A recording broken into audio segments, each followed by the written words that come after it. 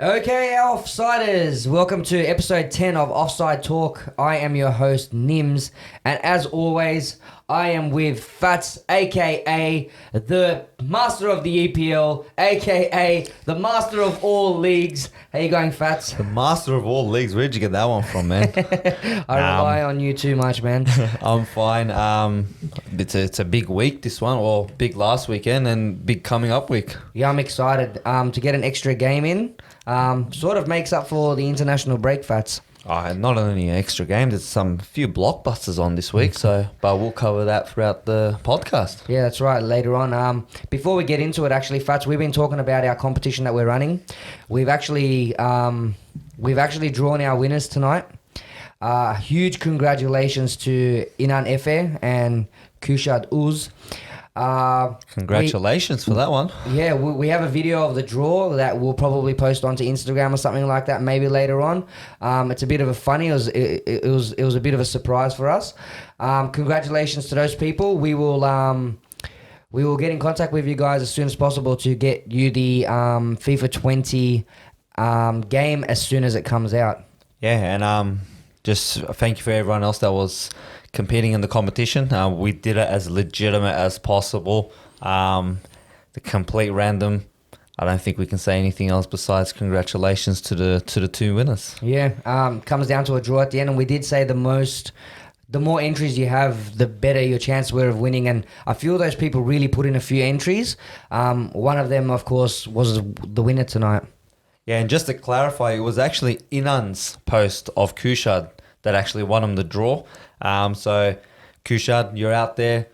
Congratulations to being nominated as the player that Inan would hammer in FIFA 20 in the upcoming game FIFA 20. So yeah, how good is it for him? He was just in for the ride and got a copy of the game. He was just in for the ride and he's walked away with a free copy. As you said, we will get in contact with them, platform of their choice.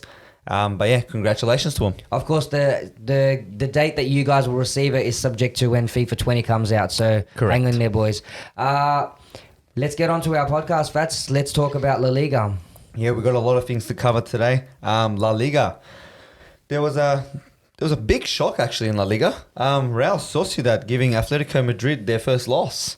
Yeah, when we talked about this game last week, I thought it was an easy one on paper for Atletico Madrid. It did look easy on paper, whether they had a bit of a few jitters with the upcoming Champions League games coming up.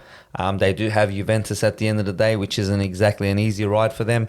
They are the team that knocked them out in the Champions League last year as well, with the Ronaldo spectacular. Mm-hmm. But look, every team's got to lose at one stage, and unfortunately, it was the weekend that just passed for them. Yeah, we sort of talked about this, not only thinking about upcoming fixtures in the Champions League, but what that international break does for some of these players, playing 2 games in a week. A team like Atletico Madrid obviously has a lot of players out for internationals, so whether that had an influence on it, at the end of the day, congratulations to Real Sociedad.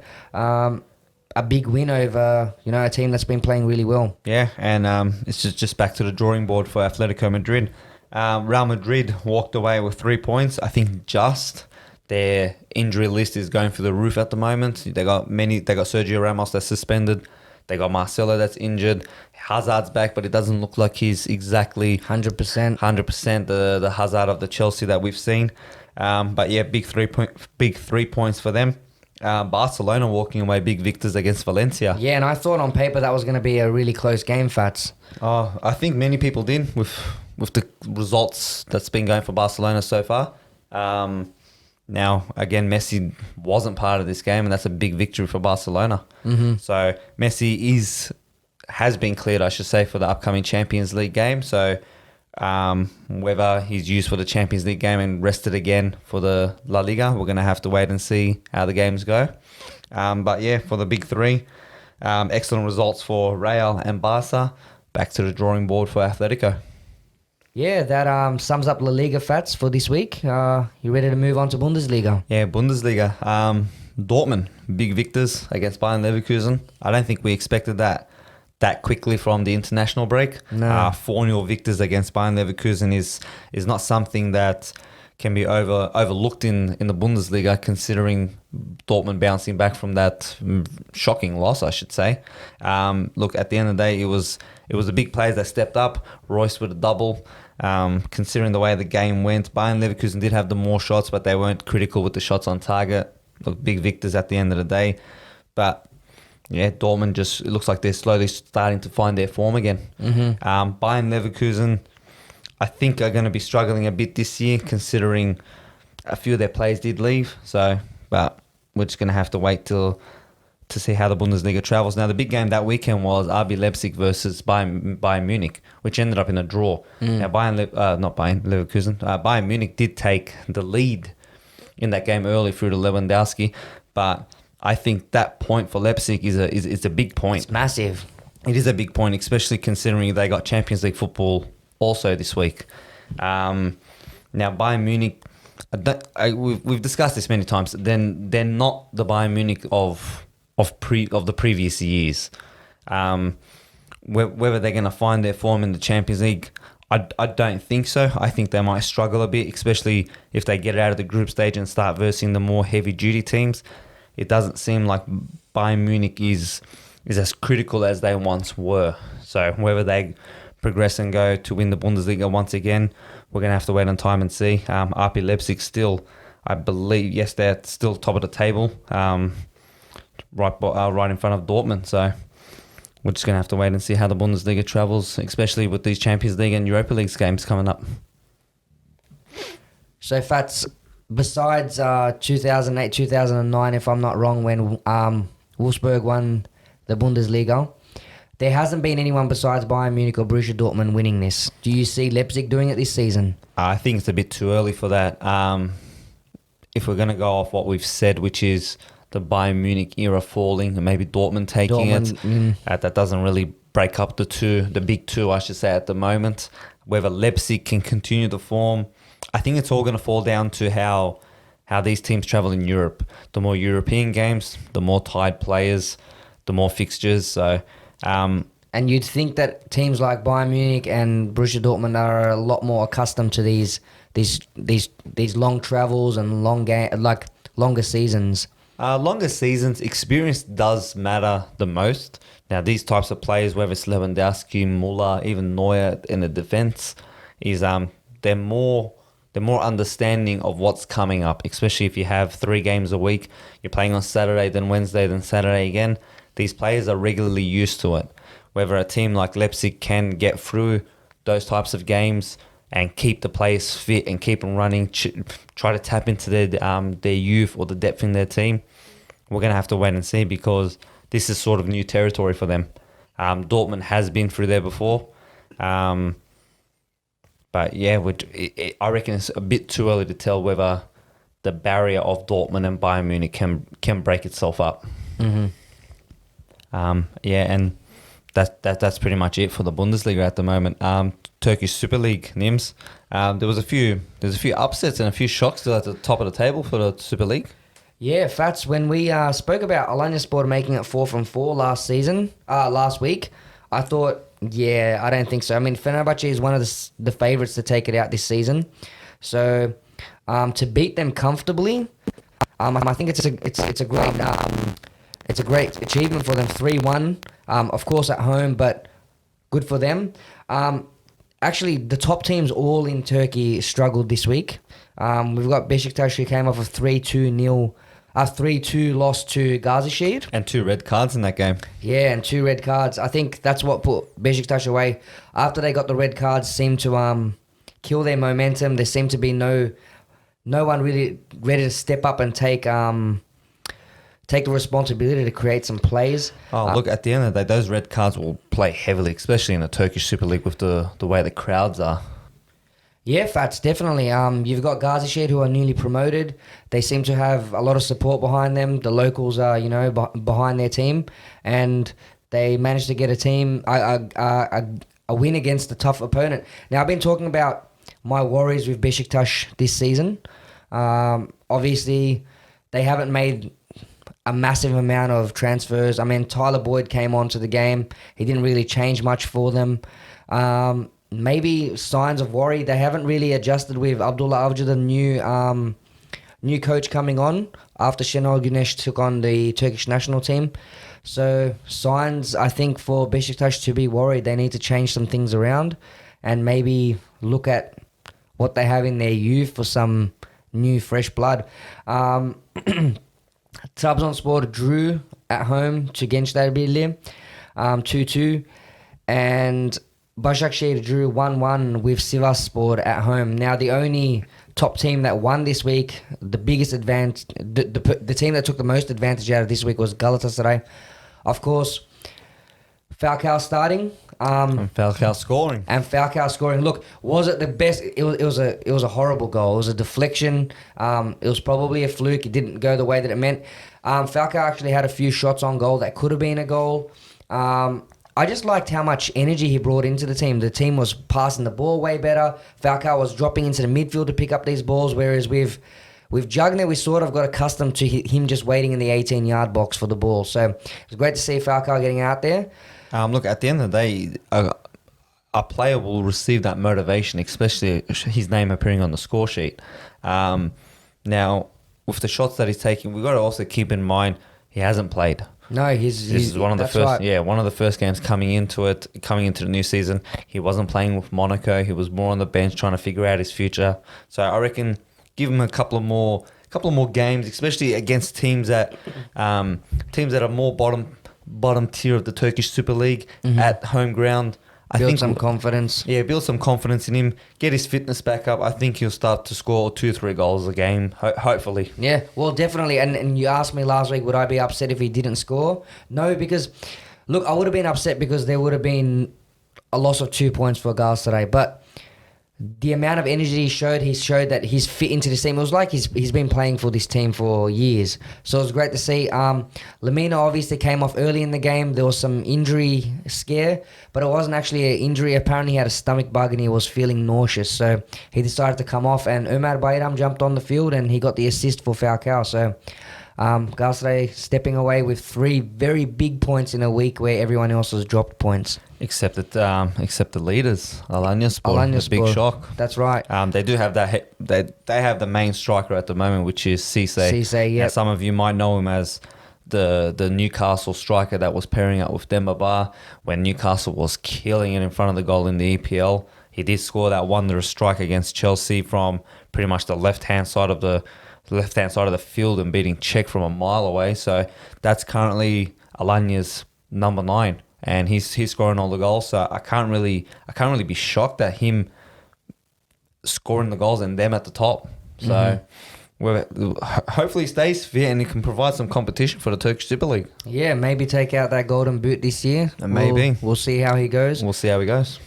Let's move on to the Premier League. Yeah, let's do this, Fats. First game of the Premier League round was the European champions Liverpool. 3-1 victors against Newcastle. Now, you being a Liverpool fan, how'd that game travel for you? First half was definitely stressful. Our guest host, JJ, I was on WhatsApp with him. We were talking about the game as it was being played. And Liverpool going down 1-0 early and showed signs of, maybe this isn't going to be our game. But after the equaliser, Liverpool seemed to just grab the reins and do what they've been doing all season. But up until Mane scored in the 27th minute, which, isn't even a long time. It's 21 minutes they were behind, but it was a stressful 21 minutes.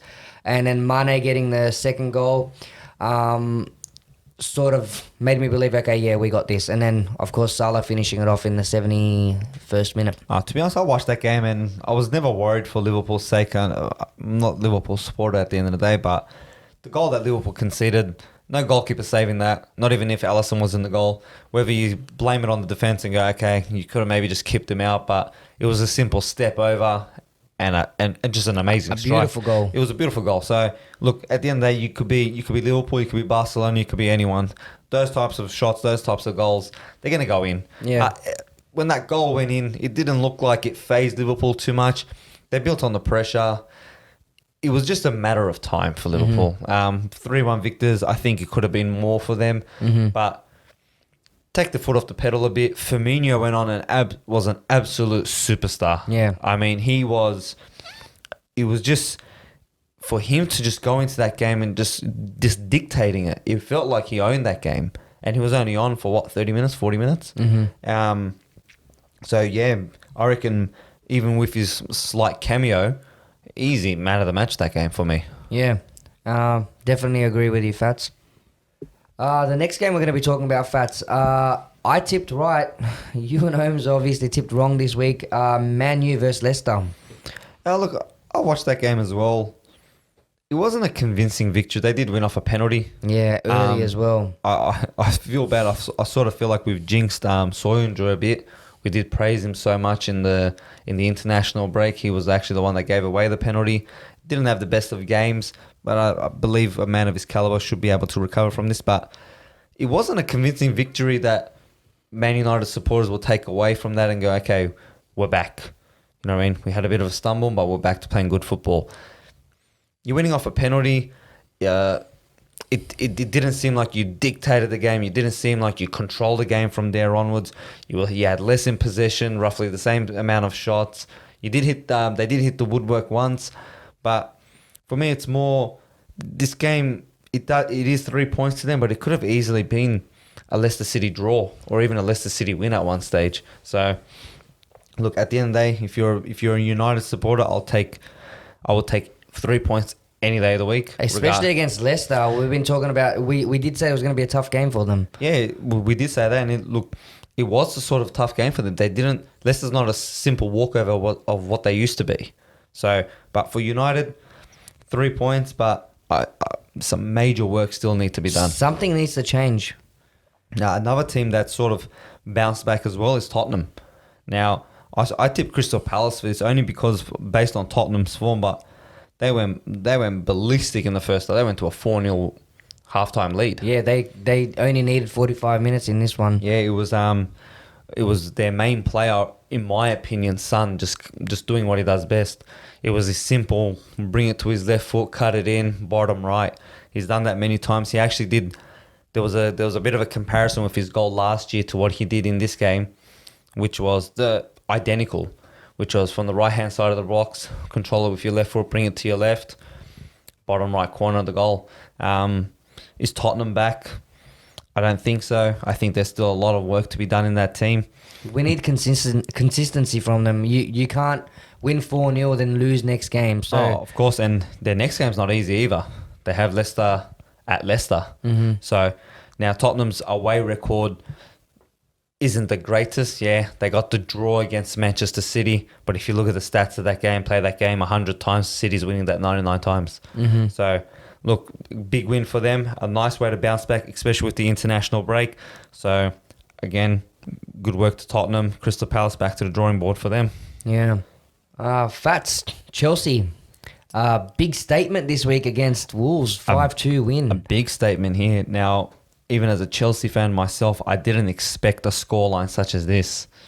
Now, we did rate Wolves to be in the top half, maybe even top 6 at the beginning of the season. Starting to really doubt that now. Oh, look, they've had a bit of a slow start.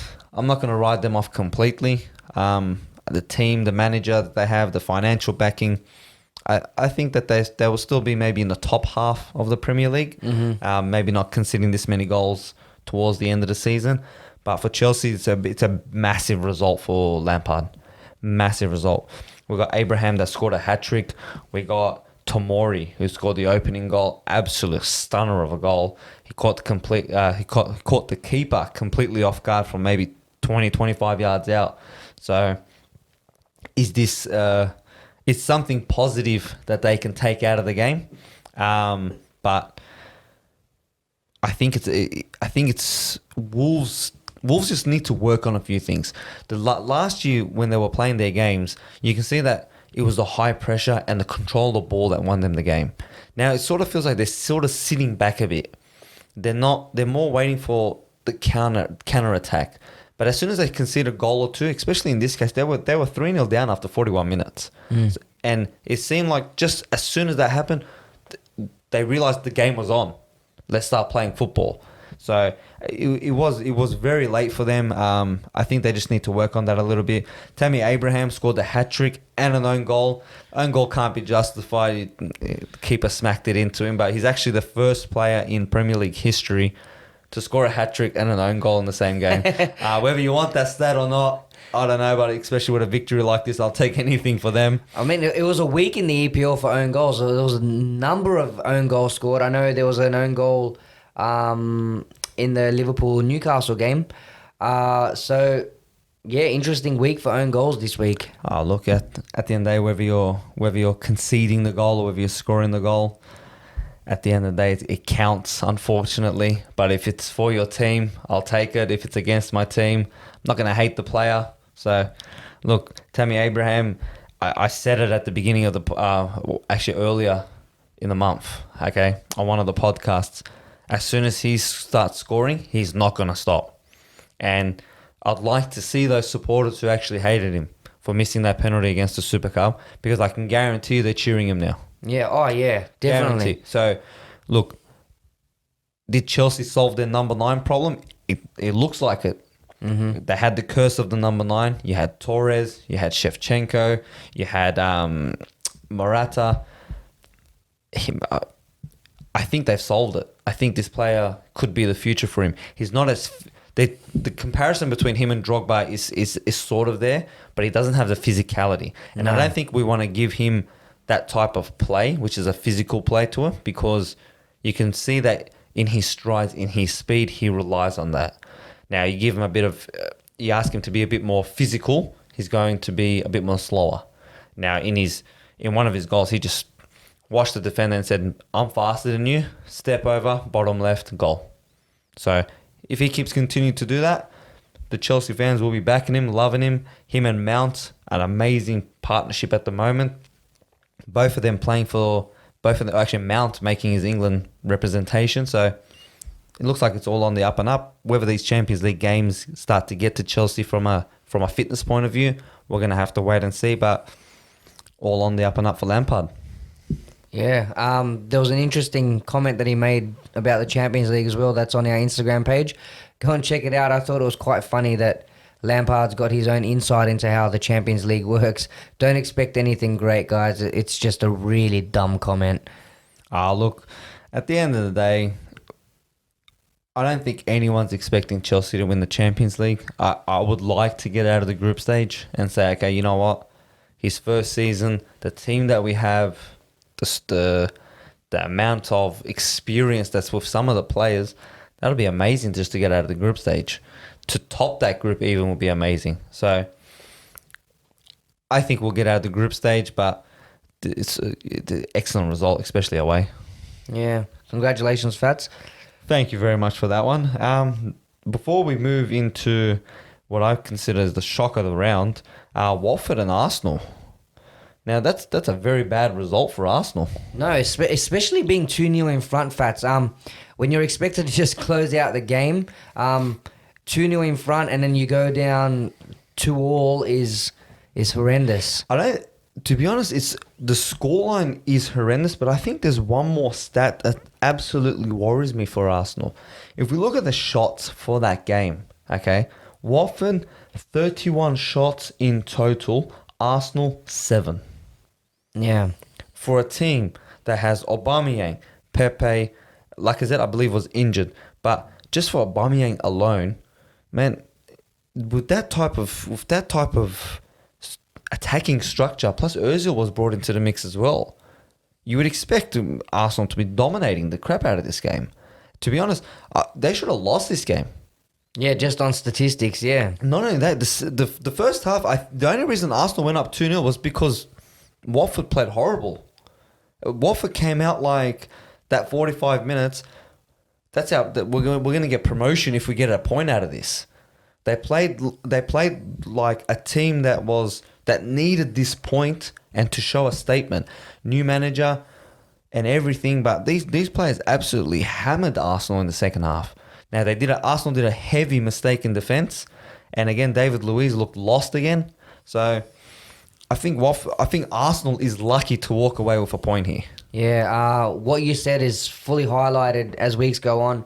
there's a little bit of a conspiracy about David Luiz being an inside agent there, Fats. We have another inside agent in there in Arsenal. First it was Peter Cech, now it's David Luiz. So just keep buying our Chelsea players and we'll keep bringing you down the ladder. Yeah, I also saw something that I won't say on air about where Chelsea players go to die sort of thing in Arsenal. But moving on to the shocker of the week.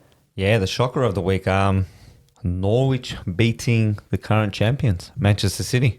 Yeah, we all tipped Man City to win that one. I thought pretty comfortably as well. I think half the football world, actually I reckon majority of the football world would have picked Man City for that game. Now, something that our listeners won't be aware of, Fats, after we recorded our Friday episode, we actually talked off air and said, I think we're giving Norwich too much credit than what's due. I mean, they were coming, second last on the table last weekend? They were coming second last, but if we look at the games that they played... Exactly. That's what we talked about on Friday. They weren't easy. No, they've faced three very difficult teams. I mean, they've played Liverpool, they've played Man City. They played Liverpool away, they played Chelsea at their home ground and lost.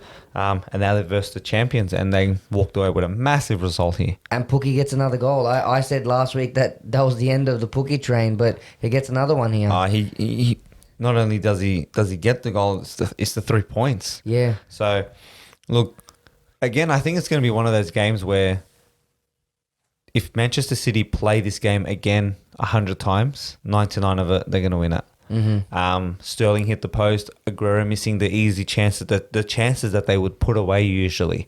You can see how just Norwich going up 2-0, the amount of morale that it gave the Norwich players. Did you see the fans? I mean, before Norwich scored that goal off the corner, the fans were buzzing. And the commentator actually said, it sounds like Norwich has scored a goal in the stadium.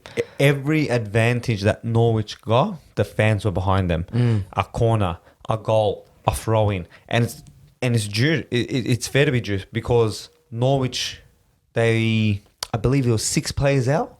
6 players injured. Yeah, 6 players injured, yeah. There you go, 6 players injured against the current Premier League champions. I think everyone just went to that game and said, you know what? Let's hope for the best. Yeah. Let's hope for the best and go for it. I was listening to, I believe it was either Sky Sports or BT Sports. It was a Norwich fan who rang up and he said, I actually had a chance to go to this game. He goes, but I was scared it was going to be a 7-0 drubbing, so I didn't bother going. So I feel sorry for that fan that didn't go to that game, but I reckon it's up there with one of the biggest wins of Norwich's history. Yeah. Man City now, look, it is a very poor performance. I have to say that. Otamendi giving away such an easy possession in the game.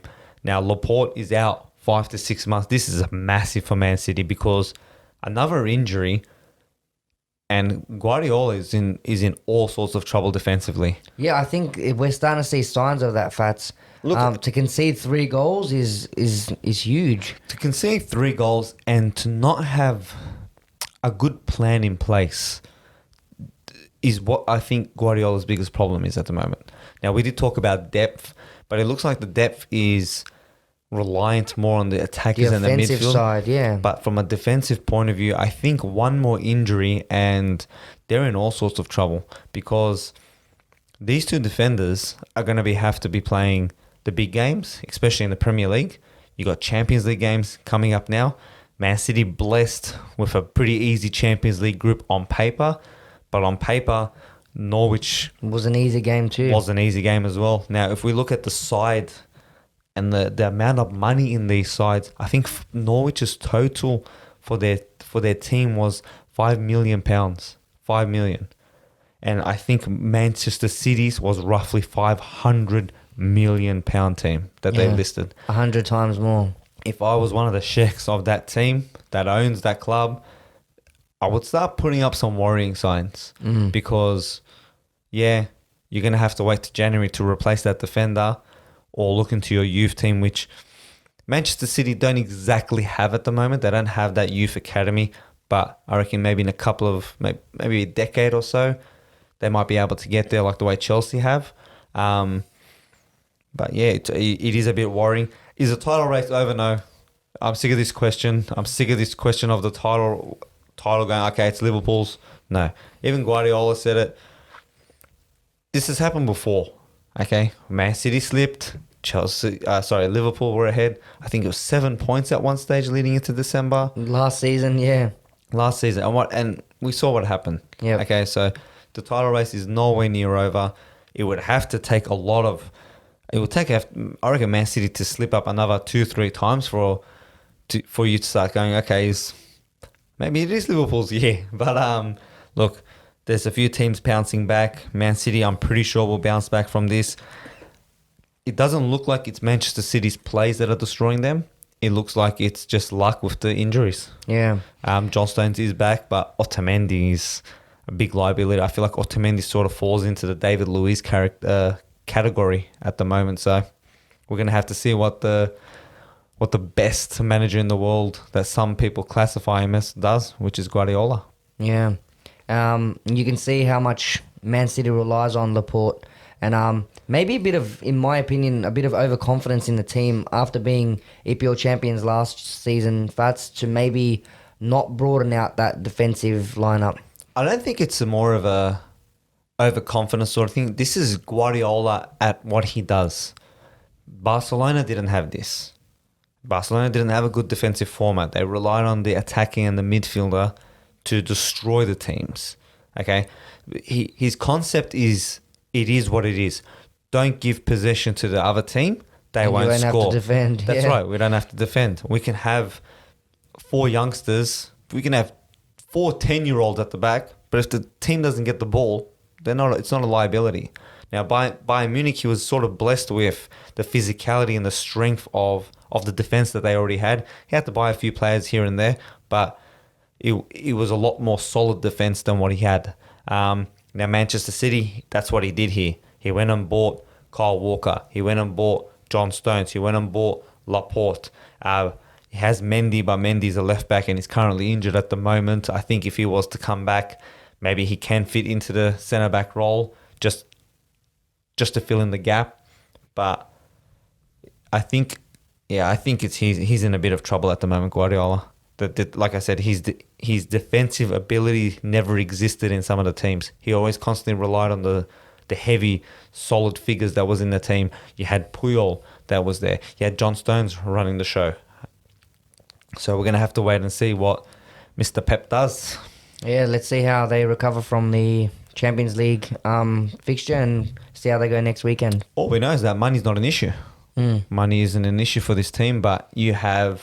But time becomes an issue, Fats. There's a long time for the transfer period. That's right. You got 3 months, and to be honest, the Premier League teams are a bit more blessed this year because they will be trialing out. Actually, no, they're rolling out the break for certain teams, or the break for some teams over the Christmas period.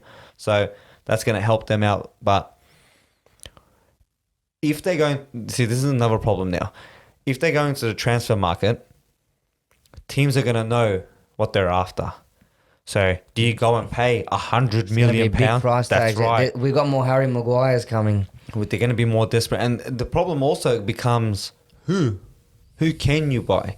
You can go into the world and buy absolute maniac number 9s. You can go buy maestros for the midfield. But how many people can you go, you know what? This player here, I'm going to pay 80, 90 million pounds and say, this is my CB. This is my centre back that's going to control my team's defence. Okay, who can you buy? There's only one that's coming to my head, and he's not having the best of seasons this year, which is Koulibaly at Napoli. But Koulibaly's not going to leave in January. So we're going to have to wait and see how he tackles all this. Yeah, it's just a matter of time till we see, Fats. Just to sum up the EPL, we had Sheffield United playing Southampton. Southampton winning 1-0 away from home. Brighton and Burnley picking up a point each with a 1-1 draw.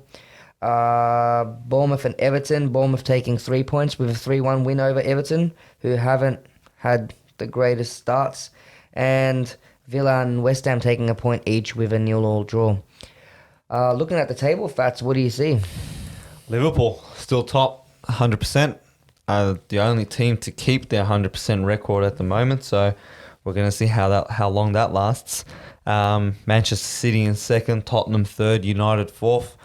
Leicester 5th, 6th Chelsea, 7th Arsenal. Now, if you just look at that top 7, There's 7 points difference between first and third place.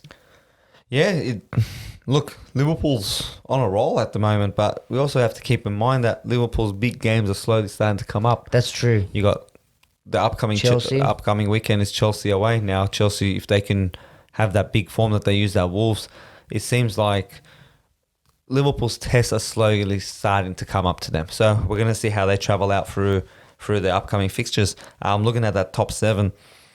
It looks like the big 6 are slowly starting to find their way, plus Leicester. So if Leicester can walk away with a big win over Tottenham this coming weekend, that moves them into third spot.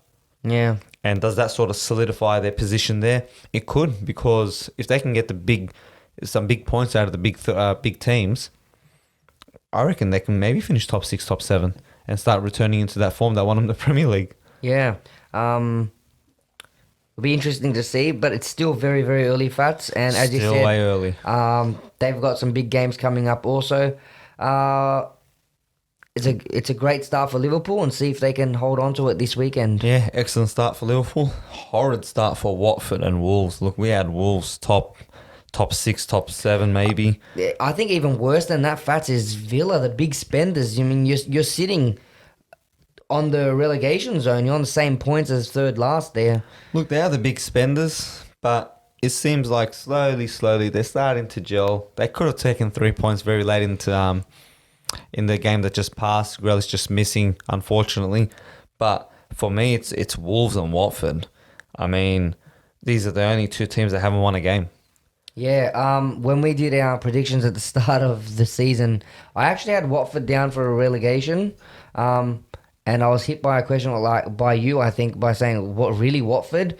But yeah, they haven't. Seem to be right at the moment. But I changed my thing anyway, so maybe I should have left Watford there. It's still very early. Still very early. It is very early, and with the new manager, the old manager now coming back, I think with the result that they've taken at Arsenal and the second half performance that they had, I think Watford won't be in the bottom 3 for too long. Yeah. But yeah, that's the Premier League for you. It's constantly switching and changing. Anything can happen. We've seen teams lead by miles and lose the Premiership. So Well, how hard it is to predict is only highlighted in how bad we're doing on our tipping, Fats. oh look, I think a lot of people are doing better than us at the moment. Our over analysis of our games, I reckon, is our big downfall here. But look, But who would have seen like Man City losing on the weekend? Like, but that's not more of a prediction. I think that's just more the joy of the Premier League. yeah, Because you rarely see that in other leagues. Now, La Liga, you see Barcelona, Real Madrid drop points here and there, but you don't see Barcelona at their best lose points. no, So the Premier League is always, in my opinion, I don't think it's the best league in the world. It is the most entertaining and most competitive league in the world. Yeah. So look, Liverpool 100%, 4 goals conceded, 15 goals scored. They're the team to catch at the moment. yeah. Talking about competitiveness, let's move on to the Champions League, Fats. Yeah, some big games coming up in the Champions League this week. Now, we've got some heavy duty games, especially coming over tomorrow morning, Australian Eastern Standard Time for us. First 2 games of the morning is Inter Milan and Slavia Prague. Now, this is Antonio Conte's team, I should say, welcoming back into the Champions League. Now, Inter hasn't exactly been around the Champions League for long periods of time, so they are at home to Slavia Prague. So hopefully Inter is looking to get away with 3 points there. Lyon versus Zenit in France. Chelsea versus Valencia. Chelsea winning 5-2 and Valencia losing 5-2. So that's going to be a interesting game, that one. Interesting statistic. Now, Valencia did lose to Barcelona, so we'll give them a bit of credit for that one. Red Bull Salzburg versus Genk. Napoli Liverpool, one of the big games tomorrow morning. That game is in Italy. Ajax versus Lille. Benfica versus the Bundesliga leaders RB Leipzig. And the big one, in my opinion, tomorrow morning, Dortmund versus Barcelona. Now, I think this is when Dortmund's going to sort of shine with the team that they have. So I'm going out on on the Winty and saying Dortmund to beat Barcelona and comfortably. Wow, that's a big call, Fats. Look, I think with the speedsters that they have, I think that's Barcelona's weakness is quick football. So you start to play that type of football, especially we just discussed that Barcelona's defense isn't as great as what it used to be. Even with Messi coming back, Fats? Even with Messi coming back, look, Messi being in the team isn't exactly the most solidified result as it used to be. Look what happened at Anfield last year or earlier this year. Liverpool walked them off the park pretty much. So I'm going with Dortmund with the crowd, with the players that they have. I think Barcelona are going to be in for a bit of a shocky. So, But with the second massive game, which is Napoli-Liverpool on 100% record in the Premier League, but I just can't see them walking away with the victory. But again, they've proved me wrong many times. So again, I'm leaning towards the draw or Liverpool. So Okay. I can't really make up my mind on that one. Look, it would go against codes for me not to support Liverpool in that one. I don't think it would be a comfortable win. Oh, you know what? I'm gonna play devil's advocate. I'm gonna say it's a comfortable win. Comfortable win for you. But I'm gonna disagree with you in the Dortmund and Barcelona game. I think that game has draw written all over it. Yes, Dortmund will have the crowd back. I think he's got some built up anger in there, missing all these games of the season. And two teams that haven't started very well, so haven't really found their form. I see a draw all over that game. Draw for you. I got Dortmund, so we're going to have to see how that goes tomorrow morning. Yeah, and Thursday's games. Thursday morning, Club Bruges and Galatasaray obviously opening up. Should be. This is the for both these teams a crucial 3 points. I think this is where you set yourself up if you want to go into that Europa League spot. Olympiacos playing Tottenham in Greece. Bayern Munich playing Lokomotiv Moscow, PSG playing Real Madrid. This is a massive blockbuster game, Fats. We'll come back to that one. Bayern playing Zvezda. Atletico Madrid playing Juventus. Another huge game. Shakhtar and Man City. And Dinamo Zagreb is playing Atalanta. I think Thursday morning's games are a little bit heavier, Fats, than Wednesday morning. We got a few big ones there. Oh, massive games. PSG, Real Madrid and Atletico Juve. I don't think in this modern day of football you can write many games that are bigger than these ones. So you got PSG and Real Madrid, Neymar versus Zidane, or Neymar versus Bale, Neymar versus Hazard, or whichever one. Neymar versus the world. Neymar versus the world. Look, at the end of the day, he's still coming back into his element. I mean, he did have a few transfer issues at the beginning of the season. I reckon still has transfer issues. I don't think he wants to play there. But he scored on the weekend, Fats. Scored on the weekend. Scored Even an after amazing, being booed by fans. and an amazing goal, to be honest. An overhead kick with his right. So I'm leaning towards PSG and maybe Zidane being called out in this game. Yeah. Zidane and I think Hazard. Now, I know that's a bit thing for me considering I'm a Chelsea fan, but he hasn't found his element yet. No. Still coming back into fitness.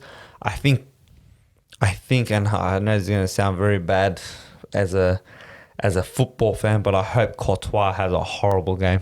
Okay, that's coming from a Chelsea fan. It's just, I just feel like the type of player that he is.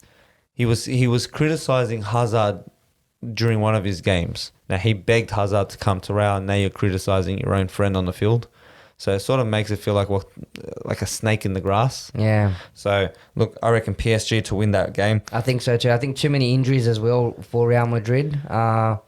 And we've talked about them all season. Doesn't seem to be the Real that they used to be. Obviously missing Ronaldo. They're missing Ronaldo. And again, injuries and defensive issues. No Ramos, no Marcelo. Mm-hmm. So I think that's going to cause a lot of defensive issues from their end. Comfortable, you think? Yeah, I reckon comfortable. Yeah, I'm going to say 2 goals plus. I reckon 3-4-0. Yeah. That's just my opinion. Atletico Madrid, Juve. Now, last time these two played, Atletico absolutely demolished Juve in Spain. So I'm sort of leaning towards that again, only on the basis that Juve do have a new coach. It's Maurizio Sarri, okay, the old Chelsea coach. Now, if it was Allegri that was in charge, or if it was Conte that was in charge, I would say, look, maybe a draw, even a victory for Juve. But it doesn't seem like Juve has gelled into the team that's on paper. Now, we look at them on paper and go, wow, what a team. But the results that they're getting in their own league at the moment isn't the greatest. So, But you've got Ronaldo on that team who seems to shine on Champions League stage. he shines on Champions League knockouts. Yeah. And the group stage sometimes can go missing. So, is this one of the games where Atletico just bounce back from their loss in their own league against Real Sociedad and go, you know what, time to bring the shine back? And they've done it before. So, I'm going to go with Atletico on this one. Okay. I'm going to lean towards Real Madrid. Atletico, look, I thought Real Sociedad was going to be an easy game. Obviously losing, but yeah, I think I think Atletico's got this.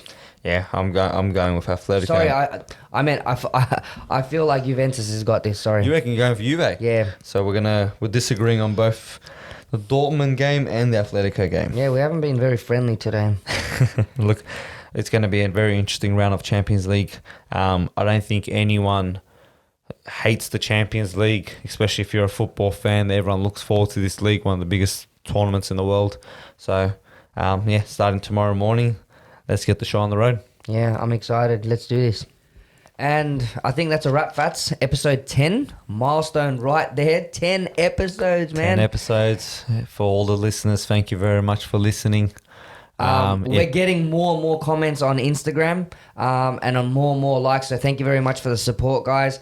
We'll be sending out those copies of FIFA 20 as soon as possible, and we'll be getting in touch with you guys. Yeah, congratulations to Inan and Kushad once again for competing in the program for us. And guys, just a reminder for future competitions. It's as easy as mentioning a few names on Facebook to get yourselves in. We have heard you guys calling out for an Instagram competition. We will run the next one probably on Instagram to make it fair for those people on there. But until Friday, Fats, that's all from us. Stay offside, guys, and see you on Friday. Yeah, thank you very much for listening.